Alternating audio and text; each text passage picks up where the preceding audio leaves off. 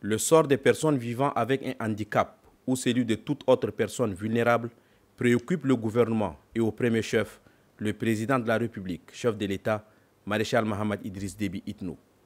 Et pour témoigner l'attention qu'il accorde à ses frères et sœurs vivant avec un handicap, une audience leur a été accordée. La rencontre se tient en présence de la ministre de l'Action sociale ainsi que des proches collaborateurs du chef de l'État. À l'ordre du jour, discuter de vive voix et sans protocole de la situation de cette frange de la population, tout comme de leurs attentes. Au sortir de l'audience, une impression de satisfaction se dessine sur le visage des hôtes. Nous tenons aussi à remercier le maréchal pour cette opportunité. C'était un honneur. Le fait qu'il nous a reçus en audience, c'est un signal fort envoyé à l'endroit de la société. C'est l'inclusion. Nous avons évoqué avec le maréchal des préoccupations qui concernent les personnes en situation de handicap dans notre pays. Nous avons évoqué quelques points relatifs à l'intégration à la fonction publique des personnes en situation de handicap, la formation professionnelle et l'emploi des personnes handicapées. Nous avons évoqué aussi l'éducation inclusive des enfants en situation de handicap.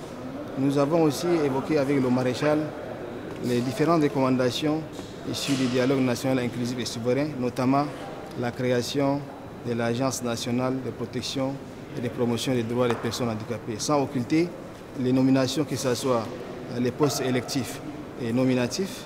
Je crois que ces différents points, nous les avons évoqués avec le maréchal et au retour, nous sommes rassurés par ce qu'il a donné comme réponse à ces différentes préoccupations.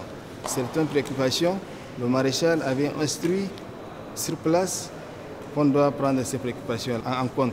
Et d'autres préoccupations seront prises en compte dans le temps. Même si la situation des personnes vivant avec un handicap est difficile, celle des femmes handicapées est encore plus préoccupante.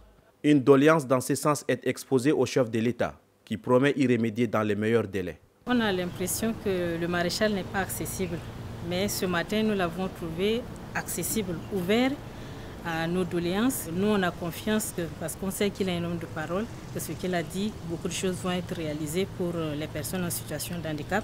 Ça, c'est en général, et particulièrement les femmes en situation de handicap. Il nous a rassurés aussi qu'il ne savait pas que les femmes en situation de handicap étaient dans telles de situations. Mais à nous écouter ce matin, il a dit que vraiment, si nous, on n'était pas arrivés, il ne saura pas que de telles choses se passent et que les femmes handicapées sont dans de telles conditions.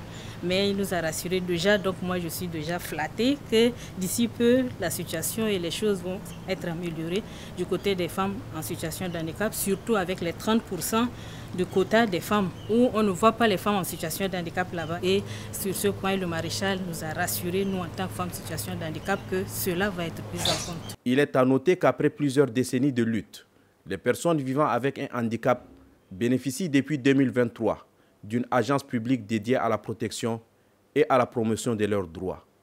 Cette agence a pour mission de promouvoir leur inclusion sociale, eux qui pendant longtemps ont été victimes de discriminations dans les services publics.